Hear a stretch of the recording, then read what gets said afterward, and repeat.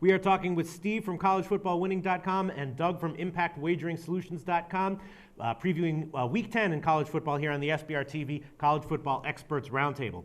Steve, let's get to the other game you wanted to talk about, and that was the Stanford Oregon State game. Now, I mentioned that I like the betting against USC, partially because of the crazy game that they had against Stanford last week.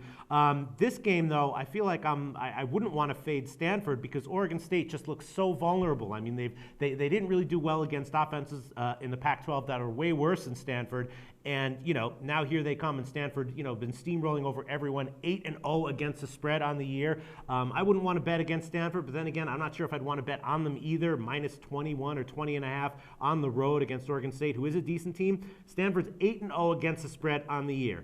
Do you think this is the week that they don't cover? I actually do not think so. Okay. I think this is yet another week, as improbable as it may be. I think Stanford goes 9-0 against the spread this week. Right now, Oregon State, normally they play better in the second half of the season under Mike Riley. Not so this year. Now, against teams that could run the ball for more than 200 yards this year, they are 0-4 against the spread. Those teams are Wisconsin, UCLA, BYU, and Utah. Now, Stanford is bringing the number 17 rushing offense against the FBS up there at Reser Stadium, and it does not look like that number 65 defense against the run for Oregon State can hold Stanford under 200 yards. And when they don't do that, Oregon State loses against the spread. I like Stanford here.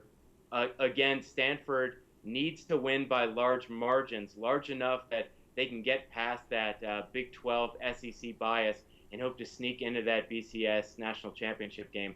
I like Stanford here. So you're not at all worried about taking, a team off of a game that Stanford played last week, now coming in as a 3-touchdown road favorite. That doesn't bother you. That situation doesn't feel uncomfortable to you.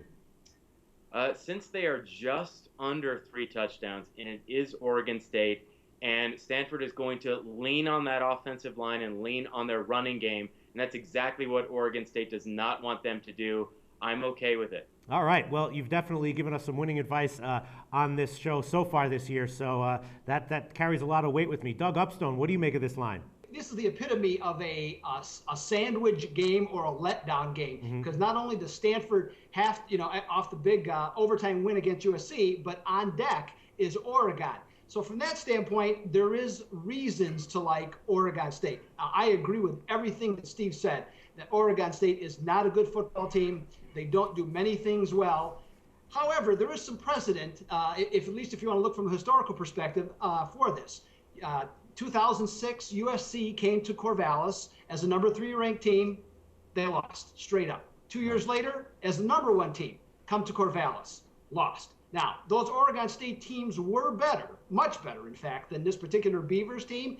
But Mike Riley has knocked off a top 25 team each of the last 6 years. Will it be able to this one? I'm not sure.